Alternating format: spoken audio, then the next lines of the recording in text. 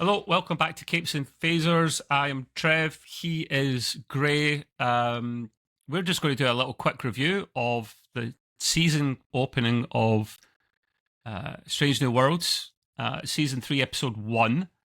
I enjoyed that. I'm just going to get a spoiler out of the way immediately. Gray and said I thoroughly enjoyed that. I'm assuming you thoroughly enjoyed that as well. Sure did. That you enjoyed it so much that you watched it without me, didn't you? By accident. Nobody knows that though. They do now. Gray texted me earlier on, right? We're planning we watched the episode at the same time and then go straight into review, so it's fresh and raw. And then Gray texts me while I'm at work and goes, "Oh, I just watched the first episode. Very nice mug. It's excellent. Wow." And I was like, "What?" I was like, "Old man brain. He forgot." He hasn't done this in a while, and he watched it. So I was like, and he texted me back and said he disowned me. No, only kidding. Yeah, pretty much close to it. I was like, okay, what the F then? Let's scrap the pod. But yeah, no. Anyway, we haven't had Star Trek for a long time. Oh, God, yeah. Count Anything about good. 6-7 months. I think December. Prodigy ended up season 2, or was it? Yeah. Or was it Lower Decks? Well, Lower Decks finished off in, I think, afterwards, right? So I think Yeah, it was Lower Decks. Lower Decks finished it's been a good 6 months. last ever episode at December, around about Christmas time, I think. And then, so that's like 7 months, man. That's a long time.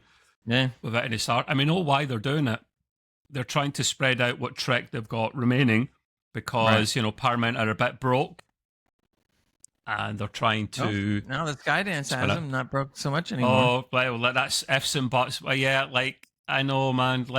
I know it's went through the relevant authorities in the States, and let's hope, until it's signed, sealed, and delivered, basically they ended up paying Trump's bribe. And, They said since they've done that, now everything's moving very fast. So that's shocking. I'm so tempted. I won't do politics, guys, but I'm disgusted by the whole thing and what it takes to actually get. They shouldn't have paid that, but anyway. Right. When it comes down to it, which is unfortunate, it always comes down to numbers. They figured out that if they didn't pay it, that it was going to end up costing them 3 or 4 times that, and a lot of wasted time. So they said, "All right, lesser of two evils is just to pay it." So they did. Now it's conveniently going quickly through the relevant sources. Yeah, I'm not really surprised. But anyway, it does mean that the future of Trek is hopefully a little bit better. But yeah, I think they're also I mean, I hope this is the reason. I think the other reason I think they're stretching it out so much is by the time they get to the 5th and last season of Strange New Worlds, they might have finally some other Trek behind it. Perhaps I keep hearing weird rumors. They said that Starfleet Academy might never see the light of day, regardless of the fact that they're filming season 2. I don't think they'll can 2 seasons of a. It's a shit ton of money. It makes no sense to not show it. It makes zero unless they do a Warner Brothers and they're doing a tax write-off. I would, yeah, exactly. I would say in the old days I would say no, that wouldn't happen. But nowadays they're dumping movies sometimes that are partially done and movies that were on track to start production, and they're canning those. I mean, it's like I believe anything now. We'll see. Yeah. We'll see what happens with that. Like I say, until it's signed, sealed, and delivered, I tend to not really believe anything. So, Anyway, we have our first episode. It was pretty much non-stop action, but it kind of had to be actually just to. Yeah. You have to start the season with a bang, Ray, after being off the air for so long. Yep. And we've been off the air that long that they're nearly finished filming season 4 of Strange New Worlds. And then they go in and start filming season 5 probably in like January or something, February. So I'm glad they're getting the 5 seasons out of that, Gray, even though the 5th season will be only 6 episodes. And that's purely down to Kurtzman thinking he won't get his contract extended and trying to ram as many episodes out as possible.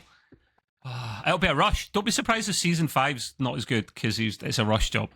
We'll see. Well, the part of what I heard was the reason they made it only 6 episodes in season 5 was the fact that they can make it good because that's all the time they have to make it good. Before the contract comes to an end. Right. If they tried to put out 12 in the same time period, yeah, for sure some of those episodes would be. They haven't done 12 in ages, mate. It's usually 10. 10, 12, yeah. Yeah. Yeah. Back in old day, Grant, I would say all the time, sorry, the older Trek, there would be between 20 and 26 episodes every season, and the CGI for the time was great, not as good as now, and they would do it every year for 9 months. I fear if I start ranting, I won't stop with that one, Ray. So I know.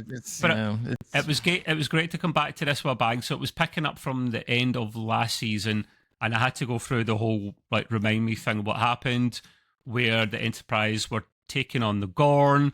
They were kind of like Gorn space, and some of the Enterprise crew were taken prisoner. Well, we find it later on, it was actually to be fed to their babies. And the Enterprise was getting its arse handed to it. Smashed up pretty bad, actually.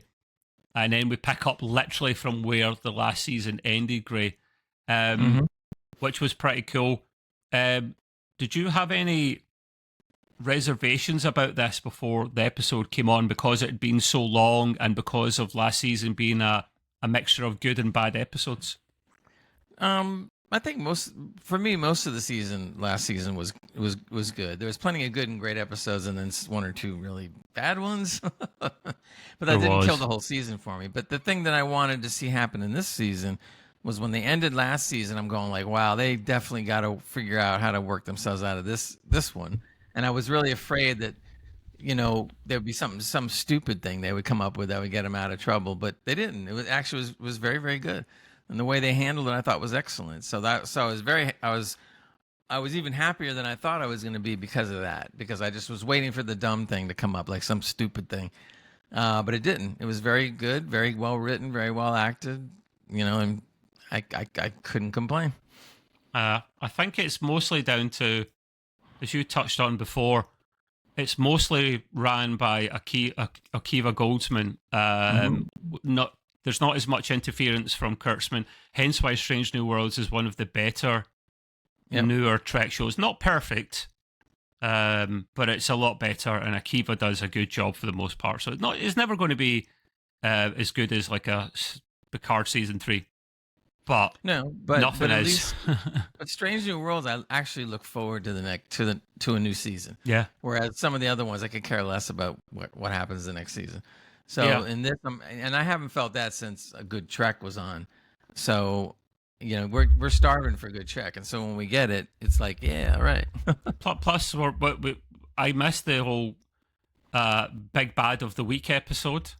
I like it being episodic again rather than a story arc. Yeah. You can do both great. Like, there's nothing, the whole Gorn thing is an issue here in this season, or at least at the start, but it'll still be episodic with the odd exception of a part one or a two-parter, should I say. So, yeah, I'm glad it came back to that. So essentially, I don't need to rehash the whole episode. It's more of our opinion and quick review and thoughts on it. They do get out of dodge at the very end. It was thanks to what is I'm trying to remember the engineer's name. Pelia. That's it. Yeah, her and Scotty. So she's is it an Illurian? So an Illurian and a Scotsman walk into a bar. Sorry, no, an Illurian and a Scotsman walk onto the Enterprise bridge and save the day, basically. Is she Illurian, or is that? Wait a minute, now I'm mixed up. Isn't Una the Illurian? Or whatever, or whatever it is, I forget after a while. Yeah, you forget that there's so many species. You forget after a while. But yeah, I was really happy to see. Well, we saw Scotty at the end of the season last season. Yeah, but I was glad to see him getting involved, because what's cool about it is we never knew really, much of the history of Scotty except what little bit they did in the original series. So now you can start seeing how, and this is where I like the fact that there's just some good writing going on. You start seeing the memory berries going on, that they're kind of like laying out things that now you see why Scotty became the person that he was, you know, and the same thing with like Nurse Chapel and Spock and them and stuff. You see it all kind of laying out now, which is cool. I like that. Yeah, it was good. I said this to Gray before, that it was actually good to see Scotty actually played by a Scotsman this time, because all respect to the guys that came before him, James Doohan managed a very, very decent, even good accent. But the problem is people will, when you're trying to copy my accent or my country's accent, people go over the top and overthink it and go way too high. Yeah. Where hardly anyone actually ever sounds like that. So, and then you get to Simon Pegg. Simon Pegg's was better than James Doohan's. Sorry. I mean, nothing against the late, great James Doohan. He was brilliant. It'll be iconic. But Simon Pegg done such a good accent because his wife is Glaswegian, like West Coast, the biggest town, the biggest city in the country. His wife is Scottish, so he's a better grasp of the accent than other people do. And then I apologise, I've forgotten the actor's name that plays this role. He hasn't done a hell of a lot before, but he has done stuff in the UK. And it sounds like he mostly gets to keep his accent. I thought it was a bit hard for people to understand. But the highlight for me, he's obviously taken some liberties where he literally calls someone a bawhead, which I had a chuckle at because that's a bit of a slanderous Scottish word over here. It's not an English word. I had a chuckle at that. We'd actually say ball bag, but bawhead is basically your head is a testicle or a set of testicles, I guess, is the best description of that one. I just knew it was bad, but I didn't know what it meant until you told me. Well, there you go. Yeah, I would say I'd call you a ball bag, but a bawhead is essentially you're doing that. Yeah, so one head for another. Great. But by the way, to say one more thing about Scotty that people might not realize. We all love Jimmy Doohan, no doubt, and I've interviewed him and I've talked to him several times before. The interview's on the channel, by the way, guys. You can look up the interview section. Channel. You can see it. But back when he was doing a TOS, and we're talking now late 60s, 1960s, when somebody came on to do an accent, they had to do the accent and make sure that they gave an Americanized version of the accent. So he had to sit there and throw that accent out there, but make sure that all the words could be understood completely. So it was worse. Jimmy's was worse, actually.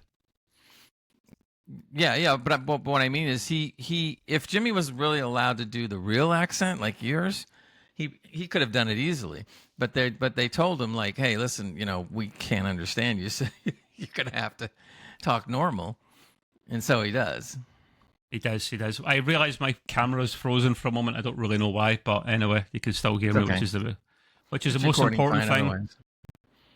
Hopefully it catches up in a minute. Otherwise, we're kind of screwed. But yeah, it was cool to hear the accent and see him actually play the role he was probably destined to play. It turns out that he becomes the genius that he ends up being, thanks to Pelia, to be honest, because she encourages him. She literally encourages him, and it was great to see her back as well. Yeah. She does more than encourage him, man. She was like, wow. She more like kicking the ass a couple of times. Pretty that's much what they needed. Pretty much, man. Pretty much. Yeah, excuse us. Some technical difficulties as always, but it should be straightened out in the end. That's the software we use is good at doing local recordings and fixing things. So yeah, so highlight for me, let's say Scotty and Pelia back, saving the day. They literally created an artificial star out of the Enterprise to make the Gorn all go to sleep. And as soon as they done that, I got deja vu, Grey, of the Borg and Wolf 359, where Data and the Crusher basically made the Borg go to sleep. But instead of making them go to sleep, they actually have to go home first. They literally fly home the Gorn and then go to sleep through something that looked like a transwarp conduit. But it wasn't. Like it was some kind of gateway thing that was mirrored. Did you understand that section fully? Yeah, it was a bit. Yeah, the way they kind of were explaining was that the Gorn was using these anomalies that happen with stars, especially two stars that close to each other, and using the gravity of those stars to propel them back home and travel at amazing speeds or whatever. So it wasn't exactly like a wormhole. It was more like I guess bending the universe a little bit with high gravity in order to get back where they needed to be. I thought the whole angle of the hibernation was cool. I wasn't expecting that. I was sitting there trying to figure out like how they're gonna do this, and then all of a sudden when they said the hibernation, I go, that's interesting. Yeah, and it also opens up or keeps things kind of in canon because, as we all know, in the original series, we get to see the Gorn. Whereas in this one, you don't really get to see a full-grown Gorn per se, really. And you saw a little bit of the Gorn in, what was it, Enterprise? So they basically now have filled in the blanks by the Gorn going back out of hibernate. You did see them in Enterprise, and you shouldn't have. Like Strange New Worlds, you saw them, whereas you're not supposed to see them until the original series onwards. Well, wait a minute. They're not supposed to see them. We, as viewers, can see them. Remember, none of them have seen a full-grown Gorn yet. They've only seen the babies. Right. So okay. I see what you mean. So they let the audience see the Gorn, but no one actually on Enterprise gets to see them really. Not up close anyway. Right. Kirk will still be the only one to have seen a real adult Gorn. Oh, but when you say adult Gorn, you literally mean someone with a rubber mask on. Oh God, yeah, I know. So bad. Even for the 60s, Grey, it was feckin' awful. I mean, I'd still like the episode because it was well written and I enjoyed it. But yeah, you could tell the budget wasn't there. Some of their makeup skills back in the 60s were a lot better than that. I'm surprised actually. Yeah. Maybe they just ran out of budget. I think it was just they bit off more than they could chew to make somebody be an actual lizard that could talk or whatever. But yeah, that was But now the funny thing is that's just a running joke now. You saw the commercial that Shatner did a few years ago, right? Where they brought the Gorn back. Oh, it rings a bell. It rings a bell. They were sitting in. If I remember, I can't remember what the subject matter was, but they're sitting on the couch and they're watching TV, and the Gorn was sitting next to them with the same kind of rubbery makeup and the whole 9 yards. And then they go into a fight scene just like the one before. Didn't I kick your ass back about 60 years ago? Yeah, something like that. And they each throw like a punch maybe, but like in slow motion because they're older. And then finally Kirk or Shatner goes, "I gotta sit down." It was really good. I was so happy. I was laughing my butt off. They actually just went right into it and made fun of it. It was great. It gave me a chuckle for sure. But yeah, no. So I mean, it was a solid first episode to start with. To be fair, yeah, very very good. Do you think? God, my memory for names is awful today. But Pike's bit on the sides. Do you think she's going to come out of this in one piece? Because obviously she had the Gorn inside her, and they're trying to. I like how they were. I like their way around it, Grey, of basically trying to approach it from a different angle. So using some of Una's blood because it's like supercharged, isn't it? To try and save the day, and instead of actually trying to take the Gorn out, let's actually try and feed the Gorn while they're in there to give the body time to do its thing. I liked. What did you make of that whole angle? Was that a good approach? I thought the whole thing was brilliantly written because I was sitting there trying to figure out. Well, they can't just magically boom, she's fine. You got to build the tension somewhere. And so I really liked the idea of how she kept trying different things, and the computer said 100% fatal, 100% fatal, 100% fatal, and they were getting super frustrated because they didn't know what to do. And having Spock join her so they could both, two minds are better than one kind of thing. Yeah. I was fun watching them work together, and it really looked like it was an honest to goodness process that they were going through, which is what should be happening. Yeah. And so they were able to figure their way out. And even then, you weren't sure because they said that there was only a 14% chance that she would live doing this. It was totally experimental, so they just winged it because they figured 14% is better than nothing. Yeah, and so she still could have died. I didn't know. She still could. Like she wasn't out of the woods by the end of the episode. So right. Yeah, but I'm sure she's gonna be fine. But the thing is, we as viewers weren't really sure whether she was gonna croak. I mean, they could have gotten rid of her right then and there. So they kept us guessing the entire time. Is she or isn't she? Kind of like, is she gonna make it? Is she not gonna make it? And just when you thought that something like when she went with that instrument or whatever to pull the baby Gorn out of her stomach or back or whatever it was, I thought that was going to actually happen. And then you see Spock say, "Whoa, wait a minute." And then I was like, I wasn't expecting that. Just like, holy crap, what do you mean, wait a minute? And then he explained, that would be better just to feed it and let it stay in there and kill it that way. And then I was kind of like, oh, all right, that's cool. Never thought of that. Different take on things for once. Captain Batel, that's what it was. My memory went away. Yeah. And the guy that plays Scotty is Martin Quinn. So yeah. The other thing I'm not so sure. I'm not 100% convinced that Ortega will survive, our fearless pilot, because she got basically poleaxed, stabbed by a Gorn, and was bleeding everywhere. She's pretty messed up. They've got to kill someone off, surely, mate. And she is not They did, remember? Well, okay, okay. They've got to kill someone else off then.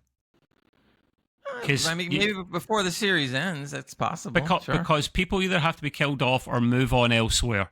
And some of these people are not on the bridge of the Enterprise come TOS. So, and she's not there. I read an article somewhere that they said across the 3rd season, 4th, and even into the 5th, they're slowly going to start bringing on the other people of the original crew appearing here and there. So you start to get the feeling like the torch is going to be passed soon. So if that's true, then I guess we're going to see Sulu and, maybe Chekhov and some other people kind of pop up. We better. Or something. Yeah. So it'll be interesting. I'm looking forward to that. So yeah, like just kind of wrapping up this side of things. I don't like to go through and actually talk verbatim of everything in an episode. I just like to just generally chew the fat about what we thought about it. What would you give it out of 10, Gray? This episode, I give it a good 9. Yeah, that's a fair number actually. 10 is very, very hard to get a 10 out of 10. Yeah. 9's I mean, it was good and it came close, but you can't quite go 10 because it would have to be, a little more stellar. But that's not to say, hey, look, 9 is fantastic. So, hey, 10's is designed to be almost impossible to hit. That's the whole point. I would probably say 9 as well, mate. It's a fair score, to be honest. Yeah. I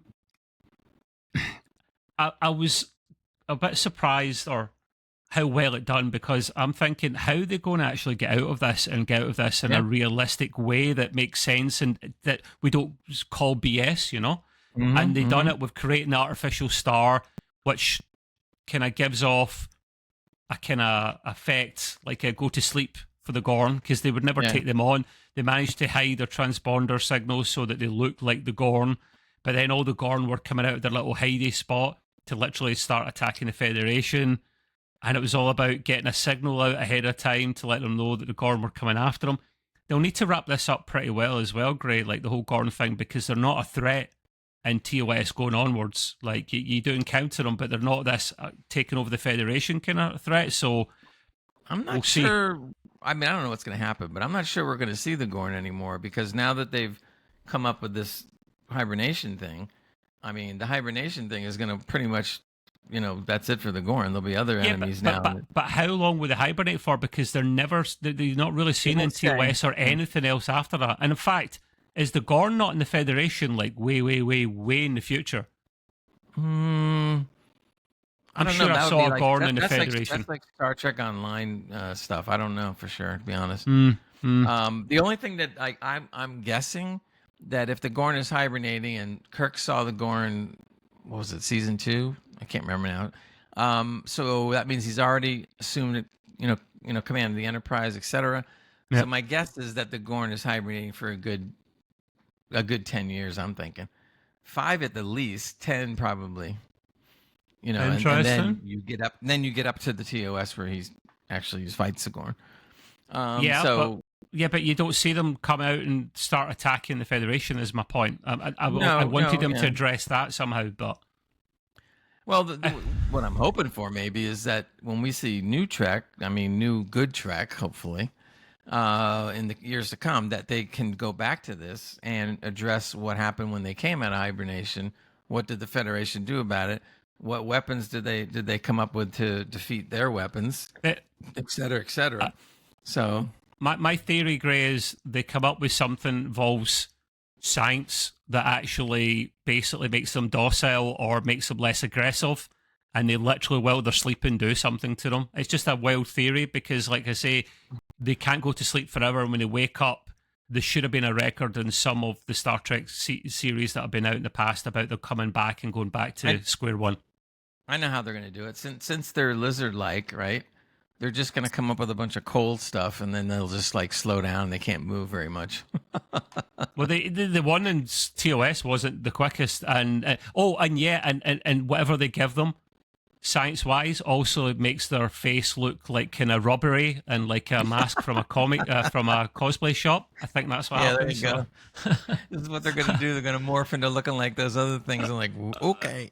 Yeah, exactly. The reason I was saying cold is because any reptile, if you cool a reptile down, they get so slow that they basically do kind of go into hibernation until they warm up. So you could just see future Starfleet. They're carrying around like ice cubes. That's why you get a lot of lizard type creatures and cold-blooded creatures where Grey stays, and absolutely F all where I stay, because he lives in a hot place and I live in a cold place. Yeah, I got the gators over here, man. They're big. He got the big boys. We'll wrap up there, guys. A little bit longer than usual, just because it was a kind of season opener. We're reviewing the second episode like tomorrow, so it'll be out in a couple of days. If this whole time you've saw a frozen picture of me looking like I'm praying, I am atheist. I promise I'm not praying. Is that what you see, Gray? That's what I see. Yeah, that's what I see. Yeah, that's what I see. It's I'm hilarious, sure the local people. recording will be fine. Yeah. Like Riverside's a great bit of software when it works. It records things locally and fixes everything. So yeah, we'll wrap up there. Gray, it's nice to be back doing this kind of thing. And in the next few weeks, there will be more ad hoc content that involves a bit more TLC quality and some editing and all that. So yeah. Until the next episode, I will catch you later, guys. Bye-bye. See you later. Live long and prosper.